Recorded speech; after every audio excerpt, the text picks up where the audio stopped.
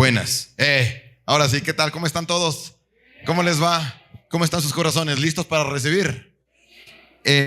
Antes de empezar a hablarles del centro de todo, dos cositas que quiero aclarar. Primero, lo del triatlón. Tuvimos un entrenamiento ya de los que vamos a hacer, porque vamos a hacer uno mensual, ¿verdad? Ahí en el Parque Bicentenario estuvo espectacular, estuvo chéverísimo. Y en realidad, fuimos algunas personas de entrenar, aprendimos nuevas cosas. Yo no tenía idea cómo entrenar. Estaba entrenando así a pulso. Y yo hacía mucho ejercicio hasta que ya no podía más. Y como quería superarme, después de que ya no podía más, intentaba un poquito más. Y terminaba molido, cansado. Y realmente no me estaba superando bien. Y ayer me enteré cómo ha sido de entrenar.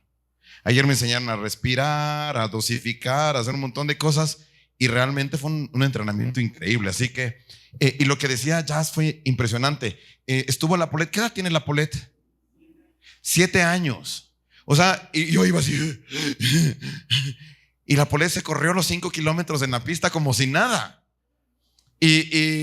Así que no hay pretexto. No hay pretexto para decir no voy a participar. O sea, deberíamos ponernos esto como una meta, como un desafío, que es lo que hice yo. Y es más, por eso es que tenemos esta cosa, porque alguien me dijo, mira, hay que mejorar la salud. Y o sea, sí, tengo que bajar de peso, pero si no haces nada, sí estoy haciendo algo, sí estoy haciendo deporte. Y me decía, no, plantéate un desafío y vas a ver cómo por cumplir el desafío te disciplinas. Y eso fue lo que pasó. Así que me planteé esto y ahora sí estoy disciplinado en entrenamientos, en cuidar la salud. Bueno, ya poco a poco va a hacerse más chiquito el templo del Espíritu. Así que ¿qué otra cosa? Eso con respecto al entrenamiento. Con respecto al entrenamiento, eso. Luego, con respecto a lo que se viene para la próxima semana. Tenemos la próxima semana. ¿Qué fecha es? Ayúdenme. ¿Cuánto? 12. El 12, ok. Tenemos programado el curso del método Pater. El método Pater es una escuela de paternidad que hemos venido trabajando con mi esposa durante muchísimos años. No les exagero ni les digo, no es exageración, pero realmente han sido decenas de miles de personas que han tomado esto a nivel de toda América. Es súper valorado y es una escuela de paternidad 100% bíblica que nos va a ayudar a nosotros a tener resultados verdaderos en la vida de nuestros hijos. Todo 100% bíblico. Hemos nosotros para esto trabajado con psicología, hemos trabajado con coaching, hemos trabajado con un montón de áreas para poder armar el método Pater. Y las personas que se han dedicado a tomar el método Pater han tenido resultados espectaculares en la vida de sus hijos. No importa la edad de tus hijos, desde que tengas tus hijos planificados, allá dices, voy a tener hijos, te funciona. Tenemos aquí casos de personas que han tomado el método Pater antes de tener hijos y no tienen ni idea. El testimonio que nos dan es paz y tranquilidad. Porque uno dice, ¿y ahora qué voy a hacer? Ya vienen los niños, ¿será que soy capaz? El mundo les está atropellando, les está comiendo. Y es verdad, pero cuando toman el método Pater ya van a ser padres y ya saben cómo hacerlo. Y hemos tenido casos de personas, de padres que con hijos de 20, 25, 30 años que han perdido la paternidad, que han perdido el control, que han perdido la relación y que lo toman como normal. Que han llegado a tomarlo así como normal, como diciendo, ok, así es la vida, ya los guaguas son medio rebeldes, allá luego se alejan de los padres. No, y se ha arreglado todo. Entonces yo les recomiendo de todo corazón, este curso tiene un costo de, ¿cuánto era? $7 por persona o 10 si son pareja. Esto es para cubrir los costos, no hay nada más. Con eso vamos a tener también un coffee break, vamos a tener un break de lunch, va a ser especial. Es el próximo domingo, inmediatamente después del servicio. O sea, terminamos el servicio el próximo domingo, ya saben, un cuarto de horita afuera, no mucho porque hay el curso, y luego nos quedamos hasta la 1 de la tarde, creo que, ¿no es cierto? Hasta las 2 de la tarde. Hasta las 2 de la tarde con el break en el medio. A las 2 de la tarde máximo se finaliza el método Pater. Entonces yo les recomiendo de todo corazón. También otra cosa. Si conocen ustedes alguna persona a la que desde hace rato le quieren invitar a la iglesia, que dices, ay, esta persona debería venir a la iglesia, debería conocer de Cristo, debería vincularse, aceptar la salvación, o a lo mejor ya estaba en alguna otra iglesia, pero luego se enfrió, porque nos ha pasado muchas veces eso, que se enfrió o que no está verdaderamente conectado, y tú crees que nosotros podemos servirle. El método Pater es un excelente pretexto para invitar a la gente. Entonces, y luego, espérate, que después de 2 semanas del método Pater tenemos también volver a elegirte. volver a elegirte es el curso de matrimonios, que es una locura de bueno.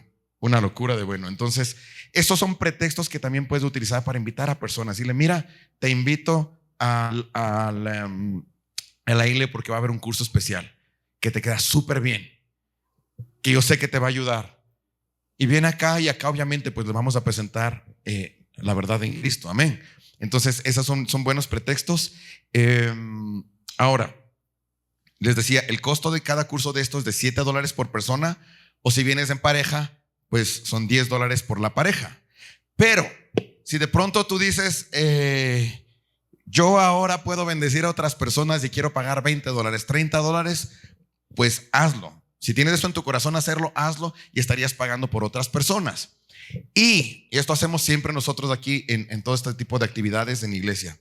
Si de pronto dices, ay, yo quiero ir al curso, pero ahorita no me alcanza ni para el bus, ¿cómo quiero pagar? ¿Cómo quieren que pague $5? ¿Cómo quieren que pague $7, $10? ¿Cuánto cuesta? $7 y $10. Si no puedes pagar, no pasa nada, no pagues. ¿Ya? Avísanos y vienes tranquilamente. Nadie te va a decir, oye, pero es un esfuercito, por favor. O sea, aunque sea, cruzate para las colas. No, nada.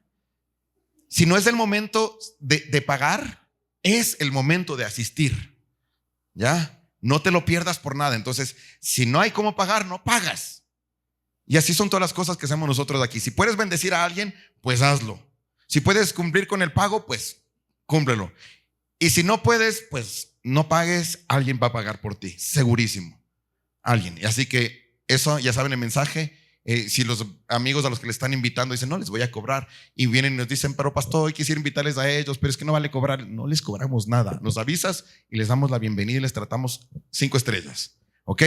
Y eso de tratar 5 estrellas también otro anuncio antes de, todavía no empiezo, ya mismo se acaba la hora y todavía ni empiezo. Regresa a ver, por favor, así, así, echa un ojo a las personas que están alrededor tuyo, veles. ¿No se te hace como que necesitan no solamente un abrazo, sino unos cuantos abrazos?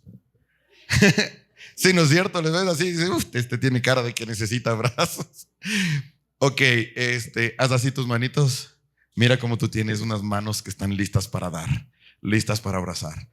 Y no me refiero al tiempo de abrazos, que es verdaderamente edificante, que es súper lindo. El tiempo de abrazos que tenemos aquí rompe muchos esquemas, nos saca de muchas comodidades y nos conecta con una familia. Esa conexión debe permanecer siempre. ¿Ya? Yo quiero que cuando salgamos, por ejemplo, a tomarnos las galletitas y el jugo a la salida, que todos seamos portadores de amor. Que si es incómodo conocer a nuevas personas, nos incomodemos. Que estemos ahí para servir, estemos para ayudar, para sonreírles. Eso hace una diferencia súper grande en la vida de las personas. No tienen ni idea cuántas personas se han entregado a Cristo después de un abrazo y una sonrisa, y después de hacerles sentir que verdaderamente son amados y valiosos. Pero ¿quién les va a hacer sentir que son amados y valiosos? ¿Los pastores y los diáconos? No, todos. Porque todos somos amados y todos somos valiosos. Amén. Ok, ahora sí, despiértese, por favor, despiértale al de al lado. 1, 2, 3. Eso. Buenas. Ay. No me había acordado que vine con mi esposa, así más o menos. Ok, vamos a hablar entonces ahora. Tengo una palabra corta. Tengo 2 palabras, la verdad. Quiero decir 2 mensajes, por si acaso, con esas 2 palabras. Tengo 2 mensajes que les voy a dar y voy a procurar ser súper corto. Por eso hoy tuvimos la alabanza más corta. ¿Se dieron cuenta? ¿No les faltó así como que me faltó una cancioncita más, ¿no es cierto? ¿Sí sintieron? Así como que yo ya iba a la nueva canción y como no hubo, casi me tropiezo, ahí casi me voy de boca. Ya estaba listo yo con el tumbao. 2 mensajes tengo para el día de hoy y ya van a ver por qué. El segundo es un mensaje sorpresa. El primero, el centro de todo. Y le he llamado este mensaje el centro de todo porque quiero que todos como cristianos estemos totalmente conscientes de qué hacemos en este lugar. ¿Por quién lo hacemos? ¿A quién está dirigido todo? ¿De dónde proviene absolutamente todo? ¿Cuál es la razón de venir a la iglesia? ¿Es llenar vacíos religiosos, morales? ¿O es verdaderamente un corazón dispuesto a agradecer a Dios y adorarle, pero así de corazón? Y venía con este tema en la cabeza, dándose la vuelta desde hace algún rato, y decía, algún rato voy a hablar de esto. No sé si todos saben quién fue Charlie Kirk. Se han oído de Charlie Kirk, ¿no es cierto? Estos días en las noticias todavía se sigue hablando mucho de eso, y todavía más en los sitios cristianos se habla mucho con respecto a Charlie Kirk. Charlie Kirk era un señor joven, un muchacho, que tomó un camino súper interesante dentro de su vida. Él conoció la verdad de Jesucristo y tenía una pasión impresionante por presentar la verdad de Jesucristo a una sociedad que rechaza completamente los valores y los principios y hasta el nombre de Jesús. Una sociedad que cada vez se pudre más y más y más y más y más. Hay un fenómeno que se da en las iglesias a nivel mundial. Nosotros lo percibimos de manera especial en Estados Unidos porque es muy fuerte allá, pero lastimosamente aquí también se da mucho eso. El fenómeno es que las iglesias tienen gente adulta por montones. Tienen los niños chiquititos, siempre las salas de niños son llenas, ¿no? Porque los papás vienen a la iglesia trayendo sus guaguas chiquititos y son llenas. Las iglesias de niños pequeños, de adultos mayores, hay de todo, excepto jóvenes. Y los jóvenes empiezan a desaparecer de las iglesias. Y en Estados Unidos esto es súper evidente. Nosotros copastoreamos pues en la iglesia de Estados Unidos. Y sucedía eso, que el grupo de jóvenes, cuando teníamos jóvenes, teníamos preadolescentes, pero los muchachos que ya iban entrando a la universidad desaparecían de las iglesias. Y desaparecen y nadie quiere saber nada de iglesias. 17, 18, 19, 20, hasta los 30 años no hay gente en las iglesias de esas edades. Porque entran a la universidad y empieza una filosofía y una alienación de las mentes. Están alienados, esa es la palabra. Ya no creen en Dios. Ya se sienten superiores a todo en conocimiento. Dicen, ¿yo por qué voy a creer en Dios si yo soy universitario? Yo ya creo en todas las cosas que me enseñan la filosofía. Yo ya soy más maduro que todos estos religiosos. Yo ya soy ateo. Y empiezan a sostener todos los valores del ateísmo y todas estas tendencias que destruyen a la familia, que destruyen la vida de las personas. La ideología de género, el pro aborto, bueno, y tantas y tantas y tantas cosas. Y este señor Charlie Kirk lo que hizo fue meterse principalmente en las universidades. Y sobre todo en las universidades donde verdaderamente había oposición a Cristo, donde la filosofía y donde el conocimiento alejaban a las personas de Jesús y les acercaban a la muerte, al aborto, a la homosexualidad y a todas esas cosas. Y él lo que hacía es abiertamente conseguir la autorización para poder sentarse en un lugar, abrir un micrófono y decir, si no crees en Jesús, ven, debate conmigo, conversa conmigo, plantéame tus dudas, conversemos. Y claro, venían fanáticos mundanos del mundo, y solamente por la presencia de él ahí se ofendían y le insultaban y trataban de con gritos, con insultos, con amenazas, callarle y mandarle sacando. Por intolerante le decían, porque él no toleraba a los homosexuales. Le decían, no es mentira, yo amo y tolero a todas las personas como Dios me tolera a mí, pero no estoy de acuerdo con homosexualidad, no estoy de acuerdo con el aborto, no estoy de acuerdo con esto, con lo otro. Y él demasiado frontal, pero con argumentos bíblicos. Y entonces las personas, muchísimas personas fueron confrontadas en esas reuniones con la verdad de Dios y aceptaron a Jesucristo como Salvador. Muchos se le cuestionaron, muchos salieron así como diciendo, wow, esto tiene sentido. Y muchos le odiaron a muerte hasta que le mataron. Y él murió justamente hace poco tiempo en la Universidad de Utah haciendo este tipo de debates. Cuando un tipo quería acabar con los intolerantes matándole, imagínate. Y eso fue terrible. Yo cuando me enteré, estábamos reunidos aquí en mi casa, me enteré de eso. Yo le seguía muy de cerca la carrera de Charlie Kirk. Frank Turek y de todo el equipo de apologistas y personas que son valientes y que se metieron donde no me metería yo, la verdad.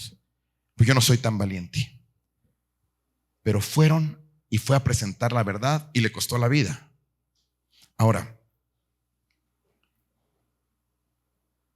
¿qué hubiera pasado si esto se hacía en los tiempos de Jesús? ¿Ustedes creen que se hacía esto en los tiempos de Jesús? Leyendo un poquito más la Biblia, encuentro que Charlie Kirk tenía un antepasado que hacía las mismas cosas, igualitas. Miren, vamos a leer cuando logre cambiar esto que otra vez se me está quedando. Me dan pasando por favor a la primera. Hechos capítulo 17, versículos 16 al 23.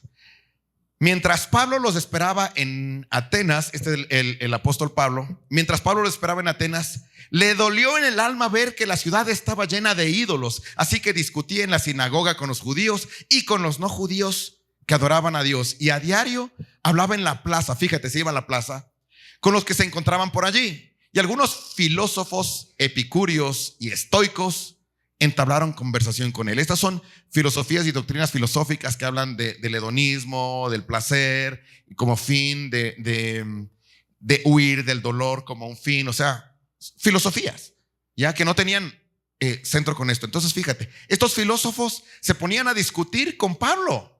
Pablo se iba y abría de nuevo la carpa para hablar públicamente con los que se le confrontaban con otras ideologías de pensamiento. Unos decían: ¿qué querrá decir este charlatán? Otros comentaban: parece que es predicador de dioses de extranjeros. Y decían esto porque Pablo anunciaba las buenas noticias de Jesús y de la resurrección. Entonces lo sujetaron y lo llevaron a una reunión del Areópago. El Areópago es el lugar, más o menos como la universidad, el lugar en el que se reunían los filósofos a discutir, a conversar, a presentar sus argumentos, a pelear con los unos con los otros para ver quién tiene la razón. Lo mismo que hacía Charlie Kirk. Y le llevaron a Pablo y le pusieron ahí: ¿se puede saber qué nueva enseñanza es esta que usted presenta? Le preguntaron. Porque nos presenta usted ideas que nos suenan extrañas y queremos saber qué significan. Es que todos los atenienses y los extranjeros que vivían allí se pasaban el tiempo sin hacer otra cosa más que escuchar y comentar las últimas novedades, o sea, en el TikTok. Pablo se puso en medio del Areópago y tomó la palabra: ciudadanos atenienses, observo que ustedes son sumamente religiosos en todo lo que hacen. Al pasar y fijarme en sus lugares sagrados, encontré incluso un altar con esta inscripción: a un Dios desconocido. Fíjate, un altar que no saben a qué Dios deberían ellos reconocer. Pues bien, eso que ustedes adoran como algo desconocido es lo que yo anuncio.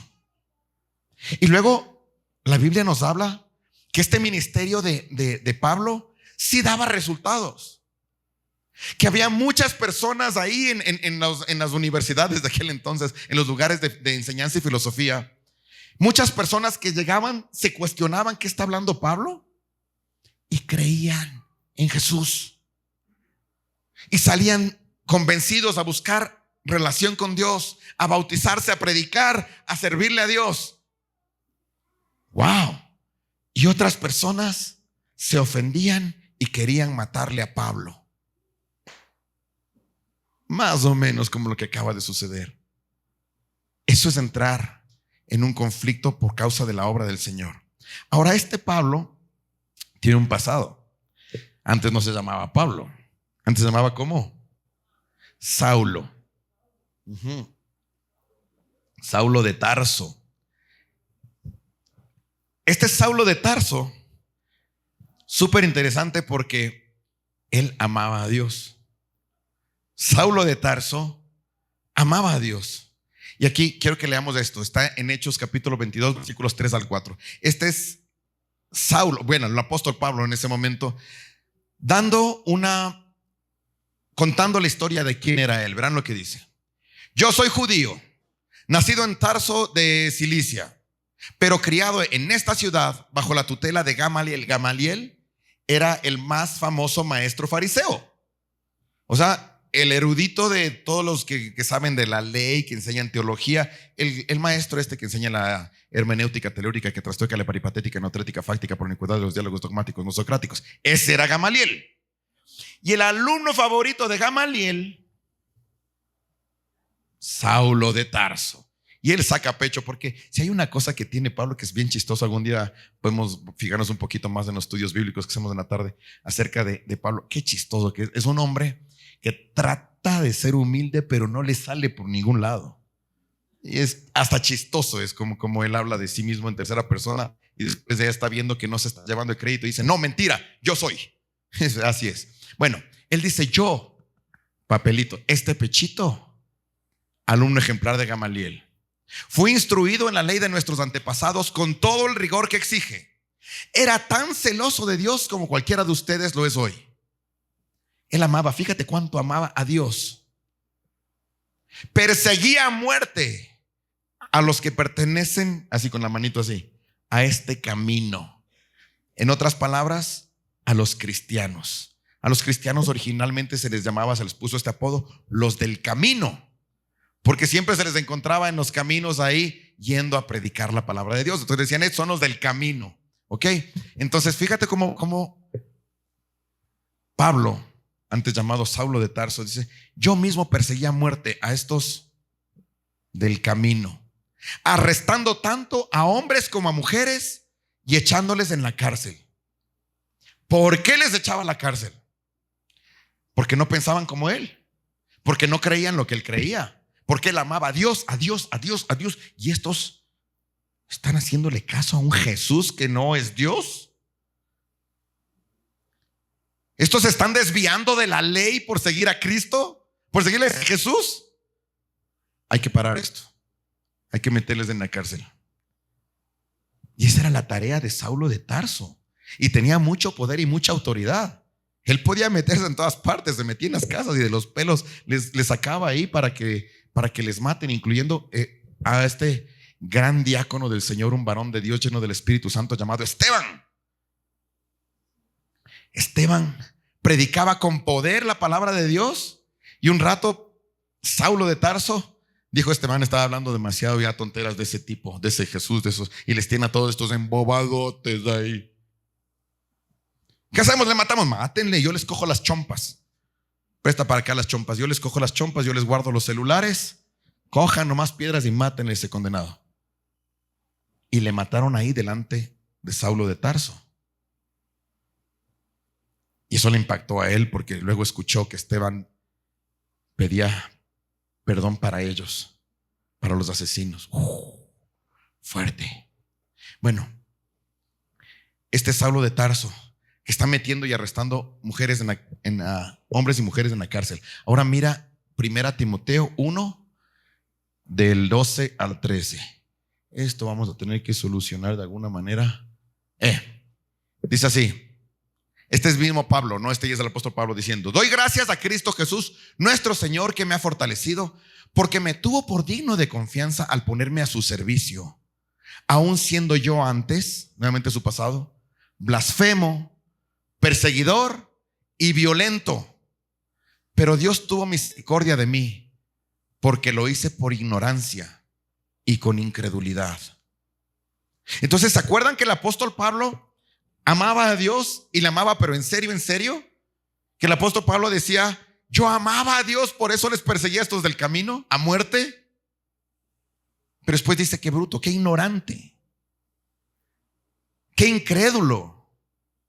¿Cómo no pude ver que Jesús es Dios y que Él puede ser mi Señor y mi Salvador? Y mira cómo empieza diciendo: doy gracias a Cristo Jesús nuestro Señor, porque me permitió servirle. Qué privilegio que es servir, ¿no? Qué privilegio que es servir a los hombres. Imagínate servirle a Dios. Qué privilegio. Qué lindo.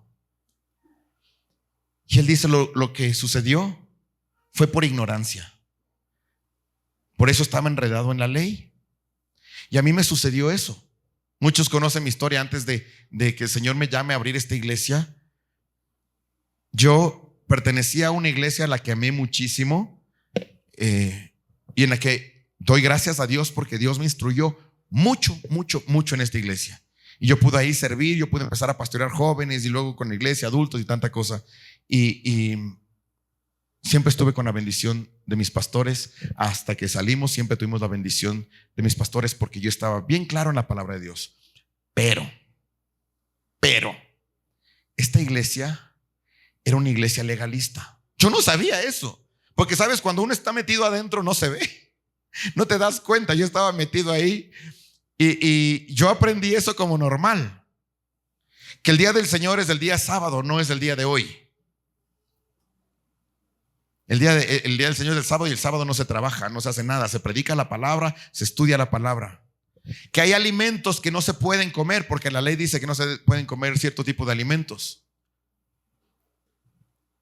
Con lo rico que es un camaroncito, unas conchitas asadas, una fritadita.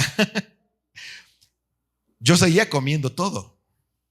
Guardaba el sábado, pero seguía comiendo todo, porque no recibía de parte de Dios algo que me diga, oye, ya deja eso. Sin embargo, se estudiaba muchísimo, pero por alguna razón había un velo que no permitía ver la verdad. Y nos quedábamos en esto del estudio, y aprendimos a estudiar muchísimo. Nos damos gracias a Dios porque crecimos de una manera increíble en el estudio, hasta el punto que estudiamos tanto que el Señor nos abrió los ojos. Y pudimos ver como, por ejemplo, el asunto este del sábado, que nos faltaba un pedacito por estudiar. Porque habíamos estudiado toda la ley, lo que dice el sábado, y decíamos, claro, aquí dice que es estatuto perpetuo para todas las generaciones del sábado, guarda el sábado. Pero nos perdimos una partecita en Hebreos que decía, el sábado fue entregado al pueblo de Israel, pero el pueblo de Israel no le sirvió de nada porque no acompañó la ley con la fe, no creyó en Jesucristo. Y ese día que era sábado tocó cambiarlo para que más personas puedan entrar en el reposo de Dios, o sea, los que no somos judíos. Y ese día se lo cambió por otro, que es el día de hoy. Hoy domingo, pastor, sí. Y mañana también será hoy. Y el martes, hoy. Y la Biblia muestra en la carta a los hebreos que ya se va rompiendo y se ha roto a través de Jesucristo. Esa parte de la ley ha sido sobrepuesta a la parte del espíritu, el amor. Todo sobrepasó a la ley. De tal forma que yo, que estaba procurando guardar la ley, vean, yo no tenía árbol de Navidad en mi casa. Dejé de celebrar la Navidad por instrucción de esta iglesia, porque todos los argumentos de la ley decían que eso estaba mal, que Jesús no nació en esa época, que el árbol de Navidad es una figura de los altares de Baal, que la idolatría que hay detrás de los nacimientos y pues, un montón de cosas. Y claro, yo me sujetaba a eso, porque eso es lo que aprendí ahí, me sujetaba porque me sacaban algún argumento dentro de la palabra. Pero decía, qué desperdicio, porque en esta época todo el mundo está abierto a hablar de Jesús, menos nosotros. Nosotros tenemos prohibido hablar de Jesús en época de Navidad para no darle espacio a Papá Noel, Satanás con barba. O sea, no sé. Y cuando el Señor nos abre los ojos a la realidad que está por encima de la ley, al amor, empezamos a evangelizar tantas personas, a unir tantas familias en Navidad. En la Navidad decembrina del, ¿cómo se llamaba el emperador este que empezó a poner esto? Constantino. Sí. Empezamos nuevamente a decorar la casa y encontrar muchísimo amor alrededor y la obra de Dios a través de esas cosas. Y se nos va cayendo la ley y se nos va rompiendo esa doctrina de ley. Ahora, ¿la ley es buena? ¿Las escrituras del Antiguo Testamento son buenas? Por supuesto. Toda la escritura es inspirada por Dios. Toda escritura es fenomenal. Pero ¿por qué nos quedamos tanto en la ley? ¿Por qué hay tanta iglesia legalista? Inclusive iglesias cristianas, ya no me refiero a esta que era medio judaizante, sino por ejemplo iglesias como muchas iglesias pentecostales que tienen también su medida de ley y que ya la mujer no puede maquillarse, no puede usar pantalón, que ni sé qué cosas, porque es su forma de ver la ley. Pero ¿por qué tanta ley? ¿Por qué es tan seductora la ley? Y me puse a consultarle ahí con un asesor que tengo yo. Le dije a mi asesor: ChatGPT, dame una explicación psicológica de por qué el legalismo en las iglesias es tan seductor. Porque esa es la palabra con la que le entiendo yo al legalismo en las iglesias, porque yo lo conozco de adentro. ¿Por qué es tan seductor? Y la explicación psicológica fue súper interesante. Y me hablaba, no les voy a dar toda la clase esa porque sí, me explayé un poquito en eso. Pero hay cosas como, por ejemplo, la paz que da, la paz que tienen las personas al tener una falsa sensación de control. Yo puedo estar muy tranquilo si sé que puedo controlar algo de mi relación con Dios, que algo depende de mí. Si a mí me dicen, y yo me lo creo, si a mí me dicen que si llego al quinche de rodillas se me va a hacer el milagrito, me voy de rodillas al quinche. Yo creo que es más fácil eso. Si me dicen, si no comes chancho, Dios te va a amar y te va a bendecir, yo dejo de comer chancho. Si fuera de eso, yo dejo de comer chancho. Y eso te da una sensación falsa de control que produce paz. Ya, solo es cuestión de no comer chancho. No importa. Y ya está. Mientras haya picaña, ¿no es cierto? Mientras haya una picaña, puedo aguantarme el chancho. Pero cuando vienen y te dicen, no tiene nada que ver con lo que comes, tienes que creer en algo que no ves.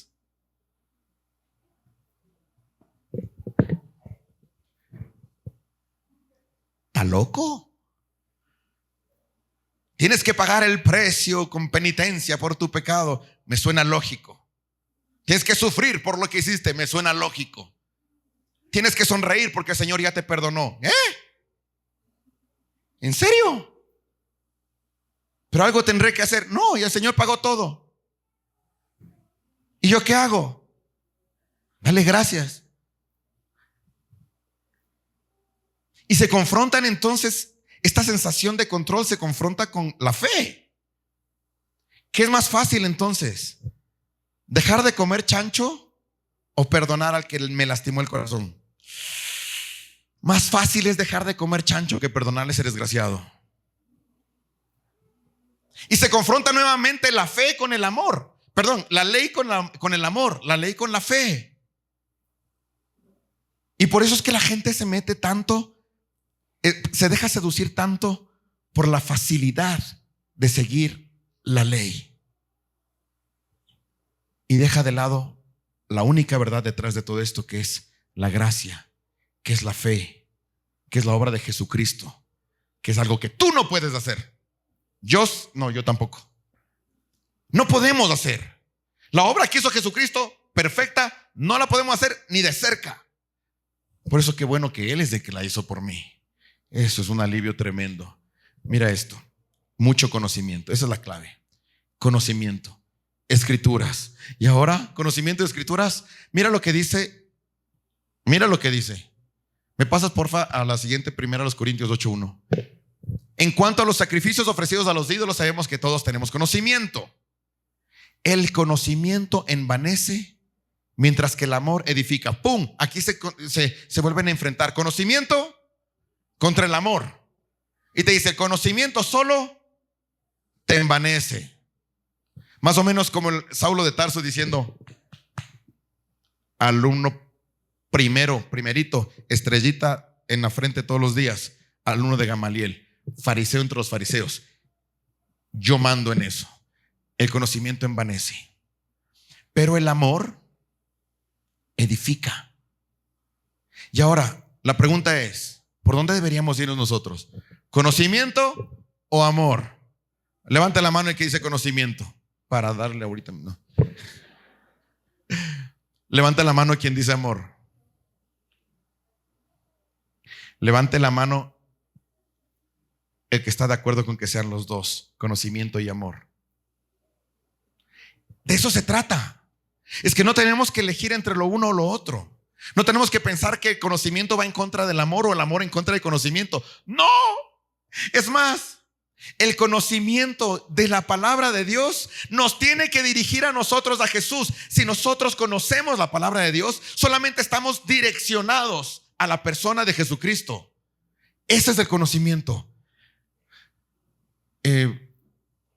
Está por aquí el Juli, por favor. Hay que arreglar eso para estabilizarle. Juan 5, 39 y 40. Mira lo que les dice Jesús a los fariseos, porque él estaba peleando con los fariseos que le criticaban, le decían, ay, que vos no eres, que si eres, que sí, que no, que estás en contra de la ley, que estás sanando en el capítulo anterior, en el capítulo que sanó a un tipo en sábado. Este Jesús nos mete en problemas y es un rebelde de la ley porque se le ocurre hacer el bien a las personas en sábado. ¿Ya? Entonces, en esta defensa que presenta el Señor en Juan capítulo 5, versículos 39 y 40, Él les dice así: ustedes estudian con diligencia las escrituras porque piensan que en ellas tienen la vida eterna y son ellas las que dan testimonio de mí. Sin embargo, ustedes no quieren venir a mí para tener esa vida. Mira, si las escrituras y el conocimiento de la Biblia diera vida verdadera, los fariseos hubieran sido los más vivos, los más bendecidos. Se me pasó, me regresas una, por favor. Los más pilas de todos, y fueron los más criticados por Jesús. Porque quien sabía los fariseos sabían escrituras. Gracias, mi rey. Los fariseos conocían las escrituras perfectamente. Y Jesús se burlaba de ellos, porque si ustedes conocen las escrituras, pero se les va la verdad. ¿Qué también estarán estudiando? ¿Cómo estarán estudiando? Conocimiento. El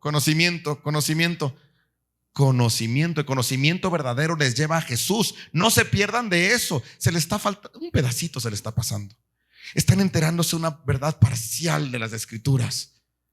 Mira qué coincidencia. Ayer estaba yo contestando un mensaje de una persona que tenía que aclarar una duda y me decía: pastor, hay un video en el que hay una persona que está hablando acerca del don de lenguas como menospreciando el don de lenguas, ¿no? dentro de las iglesias, porque dicen no, esto de orar en lenguas no puede ser, tiene que ser en privado, nadie puede estar presente, tiene que ser aislado. Por lo tanto, si algún predicador está ahí en público y y sigue adorando y sigue hablando, no, eso es del diablo prácticamente, porque he oído a muchos sancionar así a esto, el don de lenguas. ¿Por qué?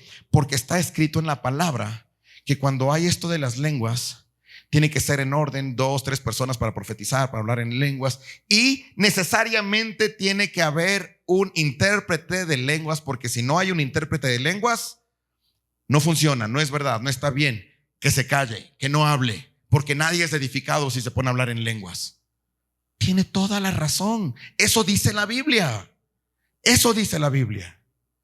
Pero si no lee todo, se queda con una verdad parcial que le puede meter en una herejía. Porque si se pone a leer todo, se da cuenta que las lenguas no siempre son para edificar a toda la iglesia. O sea, no siempre necesitan de un intérprete que edifique a toda la iglesia con la palabra que he dado. No. Sino que muchas, y está escrito, que las lenguas, quien habla en lenguas se edifica a sí mismo. Y que no habla para los demás, sino que habla directamente a Dios. Y que nadie le entiende, ni siquiera esa persona entiende, porque habla misterios. Sin embargo, está siendo edificado. Sin embargo, está dando acción de gracias a Dios. Y dice, y tu acción de gracias es admirable cuando lo haces en lenguas. Tu alabanza es admirable cuando le estás alabando en lenguas. Y luego dice el apóstol Pablo: entonces, ¿qué voy a hacer? Voy a orar en lenguas, pero también en español. Oraré en el espíritu, pero también con entendimiento. ¿Y qué voy a hacer? Cantaré en lenguas y también cantaré con el entendimiento. Entonces, esa partecita no leyó, o se saltó y no entendió. Dice, no todas las personas recibieron el don de lenguas. Por supuesto, eso dice en Juan capítulo 12, que no todos reciben el don de lenguas, que no todos reciben el don de lenguas, porque el Espíritu reparte al que quiere, cuando quiere, como quiere. Eso dice la palabra. El don que viene de arriba, que es para edificar a toda la iglesia, no todos lo tienen. Sin embargo, en Marcos capítulo 16 dice: todo el que cree en mi nombre echará fuera demonios, hablará en nuevas lenguas, etcétera, etcétera. ¿Quién? Todo el que cree. ¿Significa que yo podría hablar? Sí, claro, eso dice la palabra. Seguramente no será el que sirva para edificar, o probablemente no sea el que sirva para edificar a todos, pero sí el que me edifica a mí. Entonces no podemos quedarnos nosotros en leer las escrituras a medias. No podemos creer lo que diga el pastor porque dijo el pastor. Si no vamos a la palabra y si no verificamos en la palabra, pues ¿cómo creemos? Alguna vez cuando yo estaba convirtiéndome al cristianismo, conversaba con mi hermano y le decía: oye, ¿cuál es la diferencia entre el cristiano y el católico? Como si hubiera una diferencia. O sea, hay 817,213. Yo le dije: ¿cuál es la diferencia entre cristiano y católico? Y mi hermano me decía que los cristianos sí leemos la Biblia. ¿Verdad? Porque yo de católico le creía al cura todo lo que me decía y era a ciegas. Y no leía nada, sino solamente lo que venía a la luz del domingo, que cíclicamente era lo mismo y lo mismo y lo mismo y lo mismo. Y wow, entonces, ¿qué tan importantes son las escrituras? Por favor, a estudiar la Biblia. Háganse tiempo desde la próxima semana o las próximas veces para quedarse en los estudios bíblicos. Asistan a las células de la iglesia. Busquen la palabra en su intimidad. Estudien la Biblia. Es importantísimo saber todo lo que está en la palabra. Es importantísimo entender todo lo que está en la palabra. Si no sabes mucho al respecto, no te cuesta, cógete de algún líder, cógete de algún maestro, cógete de algún pastor. Tenemos una iglesia que por las condiciones en las que se ha dado tenemos un montón de pastores. Que te apoye, que te ayude. Alguien que te ayude a interpretar, a entender, a leer. Porque tenemos que encontrar a Cristo en todas las escrituras. Todas las escrituras. Ya acabamos de leer lo que dice así ahí, ¿no es cierto? En el versículo anterior. Me das al anterior que ya se me ha pasado Ok. Mira, todas las escrituras son las que dan testimonio de mí, dice Jesús. Toda la escritura apunta a una persona. Entonces, lo que tengo que hacer yo es meterme en las escrituras y entender, encontrar a Jesucristo en todas las escrituras, Antiguo y Nuevo Testamento, porque todas dan testimonio de Él. ¿Quién es Jesús en esto? ¿Qué está haciendo Jesús en esto? Y luego, ¿cómo eso va a transformar mi vida? Deja que el Espíritu, o sea, Jesús, transforme tu vida. Ahora tú dirás: ¿Jesús o el Espíritu Santo? Pastor, Jesús. ¿Quién dijo eso? Yo. Ok, Romanos 8:9. Sin embargo, ustedes no viven según la naturaleza pecaminosa, sino según el Espíritu, si es que el Espíritu de Dios vive en ustedes. Y si alguno no tiene el Espíritu de Cristo, no es de Cristo. Es lo mismo entonces. Jesús va a cambiar mi vida. ¿Cómo? A través del Espíritu Santo que vive ¿dónde? En este cuerpazo. Dígalo con más convicción y así con flow. A ver, ¿dónde vive el Espíritu Santo? Entonces, ese Espíritu de Cristo, que es el Espíritu de Cristo, que es la presencia misma de Jesús en mí, es la que va a transformarme a través de las escrituras. Si voy estudiando la palabra, le encuentro a Cristo y Cristo vive en mí, va transformando mi vida.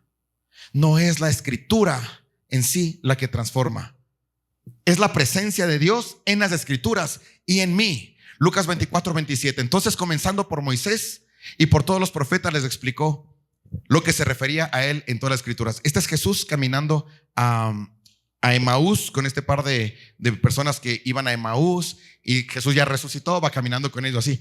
No, soy Jesús, y voy caminando con unos chicos a Emaús y hashtag resucitado. Y entonces ellos le dicen: ven, únete a la caminata. Él dice: ok, me uno a ustedes. ¿Qué hay de nuevo? Dicen: ¿cómo que no? ¿Qué hay de nuevo? No te enterarías lo que pasó. Ni sabes lo que pasó desde Jesús. Y empiezan a contarle. Ellos a Jesús le cuentan la historia de la resurrección, supuesta resurrección. Pero Jesús les dice a ellos: qué brutos que son. En otras palabras más religiosas, ¿no? Ignorantes. ¿Qué palabra? Ya no me acuerdo qué palabra utiliza. Insensatos. ¿Cómo es que no se dan cuenta de todo lo que anunció Jesucristo con respecto a la resurrección? ¿Qué parte dudan? Y luego les empieza, mira, comenzando por Moisés, o sea, en Génesis, Éxodo, Levítico, Números y Deuteronomio, empieza a pasarse por todas las escrituras y les da una cátedra a estos tipos de cómo todas las escrituras apuntan a Jesús. Todas las escrituras hablan de Jesús. Cuando empiezas, en el principio era Dios creó los cielos y la tierra, Elohim, ya está Jesús metido ahí. Luego te vas a Juan y dice: en el principio era el verbo, y el verbo era con Dios, y el verbo era Dios. Él estuvo en el principio. Cuando te vas a Colosenses, dice: por medio de él fueron creadas todas las cosas. Todo estuvo en la creación. Jesús. En el desierto, la serpiente, Jesús. En el desierto, todo. Jesús estuvo presente en todas las escrituras. Todo se trata de Jesús. Él es el centro de todo. No es la Biblia. La Biblia es el camino de entendimiento que nos debe llevar siempre a Cristo, pero que te transforma la vida. El que puede cambiar absolutamente todo, el que puede darnos vida verdaderamente, ese es Jesucristo, nuestro Señor. Amén. Amén. Gloria a Dios. Dele.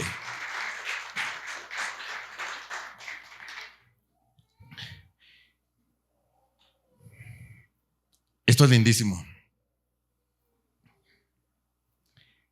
El centro de todo es Jesús.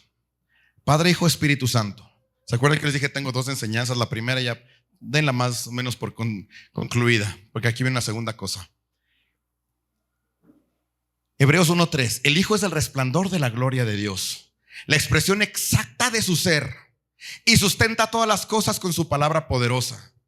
Después de llevar a cabo la purificación de los pecados, se sentó a la derecha de la majestad en las alturas. ¿Me ayudas ya con? Y si preparas también lo otro. Gracias. Entonces se sentó a la derecha del Padre. Hay una figura. Esta figura de estar sentado significa que está reinando, que está en autoridad. Jesucristo hizo todo lo que hizo por nosotros.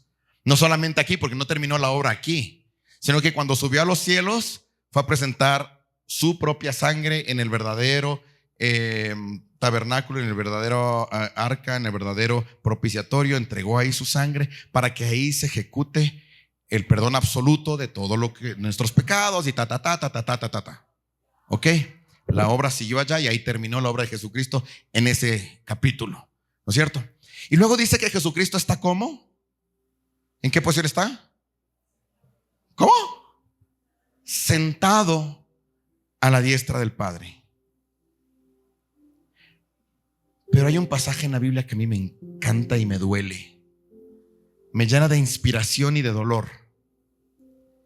Y esta es la vida de Esteban, que le estaba hablando al comienzo. Esteban, uno de los primeros diáconos de la iglesia de Dios, de la iglesia de Jesucristo. Un hombre lleno del Espíritu Santo, predicaba como se debe predicar, entregando la vida por amor a Dios, entregando la vida lleno de Jesucristo, listo para hablarle a todo el mundo acerca del amor de Dios, para restaurar vidas, para salvar vidas por todas partes. Valiente, poderoso, haciendo una gran cantidad de milagros, de señales, de prodigios, como Jesucristo dijo que debería suceder, con ese poder del Espíritu Santo. Ese era Esteban. Y ahí, con complicidad de Saulo de Tarso y con todo esto, le agarran a Esteban. Y Esteban se defiende. Ahí les recomiendo en el capítulo 7 del libro de los Hechos, leerán eso. La defensa de Esteban es increíble, porque predica toda la Biblia ese hombre. Y habla acerca de cómo toda la Biblia apunta a Jesucristo. Y cómo los judíos mismos asesinaron a Jesucristo. No le creyeron, le mataron. Y cómo resucitó. O sea, yo creo que es la prédica más hermosa y más completa que existe en la Biblia. Fabuloso lo que sucedió con Esteban. Pero le pasó lo mismo que suele pasar con estas personas como Charlie Kirk, cuando están hablando la verdad en medio de un mundo podrido. Digan: matémoslo a este tipo. Demasiado moral, demasiado amor, demasiado cosas. Matémosle. Y le pusieron en el centro de la plaza esta, todos cogieron piedras y empezaron a caer las pedradas. Quiero que visualicen por un momentito eso. Y lo que sucedió con Esteban fue impresionante. Mientras él estaba muriendo, versículos 55 y 56 de Hechos 7.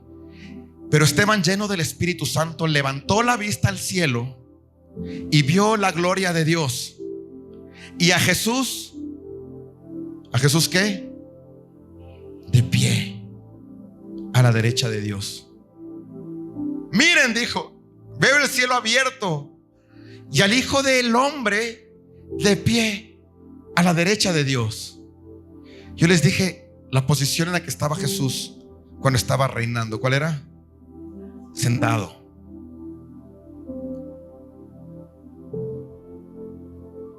Y yo quiero que ¿dónde está Juanita? Me preparas todo, por favor, mi amor. ¿Me puedes prestar esta silla, Catri, porfa? Vamos a vernos a alguien. Luis, por favor, vente para acá.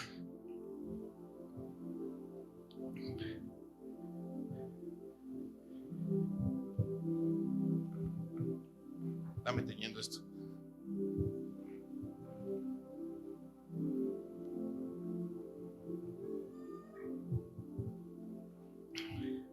Toma asiento.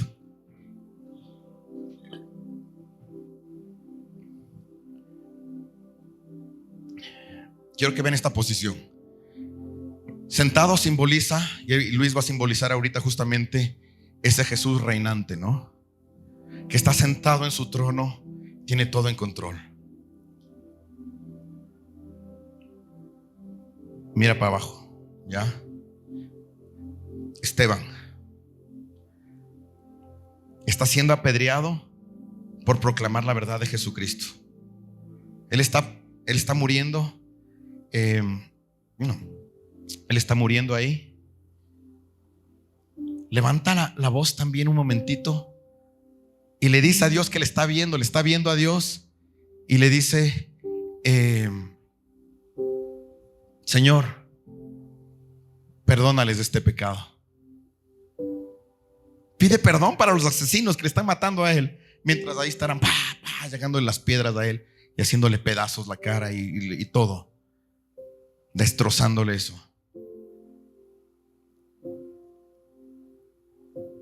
Y yo creo que cuando decía, miren, veo el cielo abierto y al Hijo del Hombre de pie, él sonreía, creo yo, y estaba a punto de ir a la presencia del Señor.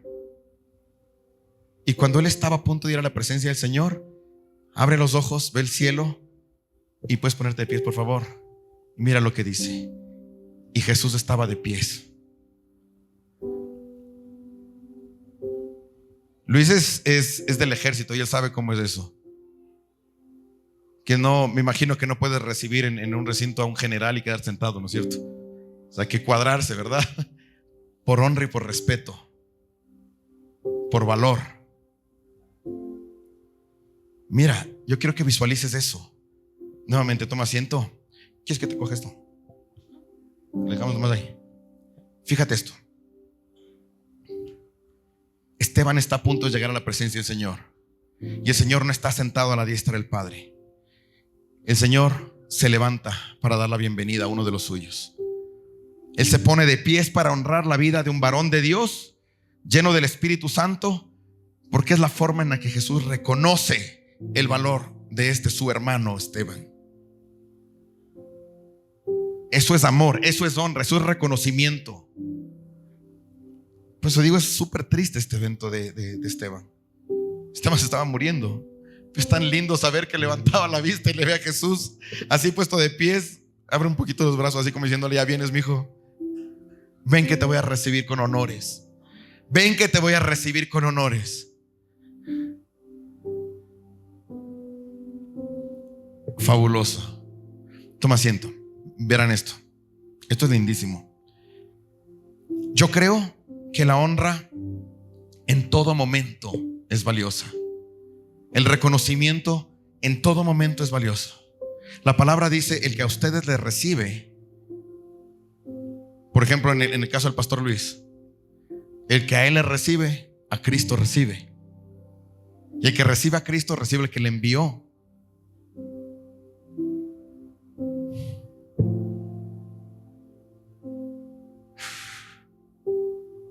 Y no debemos guardarnos la honra. El Señor dice en su palabra: paguen todo lo que deben.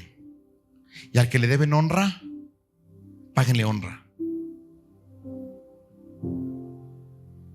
Y hoy, si vienen porfa todos a casito.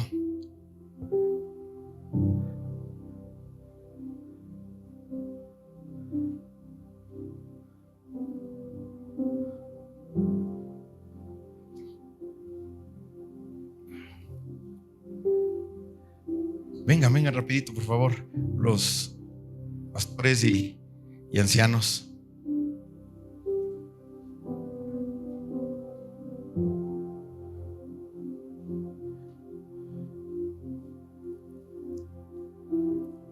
Hoy no queremos dejar pasar esta hermosa oportunidad para reconocer a un varón de Dios